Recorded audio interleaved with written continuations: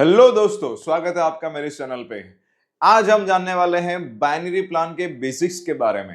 तो binary plan के अंदर अगर आप उसको शुरुआत कर रहे हो तो उसके अंदर बेसिक से बेसिक क्या क्या चीजों का आपको ध्यान रखना है, जो मैंने कुछ लिख के रखा हुआ है। तो आइए हम उसको जानते हैं और वीडियो के एंड तक बने रहिएगा, क्योंकि मैं आपको बताने वाला हूं कि डिस्ट्रीब्यूशन भी कैसे किया जाता है।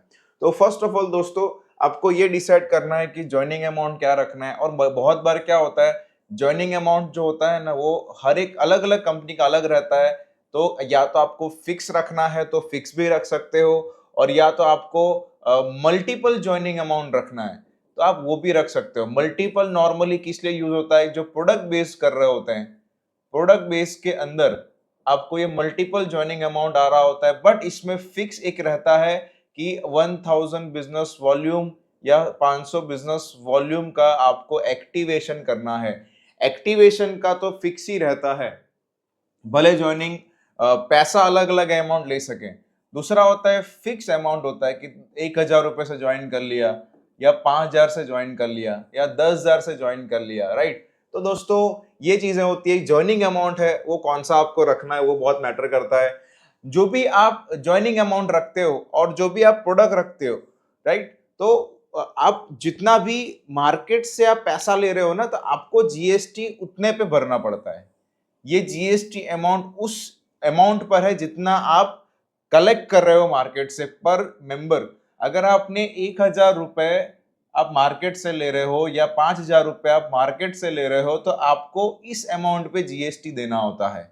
अब वो प्रोडक्ट आपका जो भी आप रखो, वो जो भी स्लैब में आता होगा, उस हिसाब से आपको जीएसटी का फिलअप करना पड़ता है। और प्रोडक्ट कौन सा रख रहे हैं ये भी बहुत मैटर करता है। तो दोस्तों जीएसटी भरना है वो कौन स्लैब में, ये ध्यान रखना है। प्रोडक्ट कॉस्ट है वो क्या आएगा, यानी कि अगर आप 1000 रुपए ज्वाइनिंग अमाउंट रख रहे हो, लेकिन आपका प्रोडक्ट कॉस्ट जो है वो एटलीस्ट आपका 100 तो होना चाहिए, जहां से आप परचेस कर रहे हो बल्क में। क्योंकि बहुत बार क्या होता है, एमएलएम के अंदर बल्क में चीजें परचेस की जाती है, इसलिए सस्ती पड़ रही होती है लोगों को, ओनर्स को, राइट। तो 100-200 की प्रोडक्ट जो आप 1000 में बेचने वाले हो, और बस ऑब्वियसली बात है कि उसका मार्केट प्राइस भी ऑलरेडी 2000-3000 चल रहा होगा, इसलिए आप 1000 रुपए ले रहे हो। बट वो आपको 100 रुपए में अगर प्रोडक्ट मिल रही है, राइट, तो वो भी आपका प्रॉफिट में से कहीं ना कहीं जो आपका मार्जिन है उसमें से माइनस रहता है।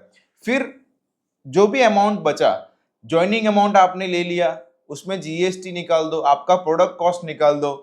अब आपको प्रॉफिट कितना रखना है, कितना परसेंटेज रखना है, 25% प्रॉफिट रखना है खुद के लिए, या 50% प्रॉफिट रखना है, या 75% प्रॉफिट रखना है। इट्स अप टू यू कि आपको कितना प्रॉफिट रखना है, वो आप डिसाइड कर लीजिए। एंड उसके बाद जो भी अमाउंट बचा उसको डिस्ट्रीब्यूट करना है, राइट। अब डिस्ट्रीब्यूट किस में करना है, तो मल्टीपल इनकम होती है दोस्तों, मल्टीपल, यानी कि डायरेक्ट इनकम, ये एक पहली इनकम हो गई।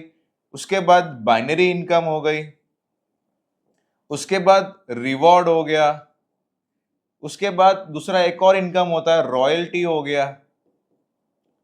तो 3 से 4 टाइप की इनकम तो दोस्तों फिक्स होती है, एकदम फिक्स होती है।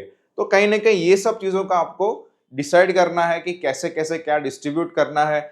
अगर आप इस बारे में ज्यादा जानकारी चाहते हैं तो नीचे दिए गए नंबर पे अभी कॉल कीजिए। अगर आपको बाइनरी बिजनेस प्लान का आपको सॉफ्टवेयर बिल्डअप करना है एमएलएम के अंदर, तो जरूर से हमें इस नंबर पे दिए गए नंबर पे संपर्क कीजिए। आई होप आपको ये वीडियो अच्छा लगा होगा, पसंद आएगा, क्योंकि ये आपको बहुत ही डेप्थ एंड डिटेल आपको हमने नॉलेज बताया। थैंक यू सो मच दोस्तों, जय हिंद।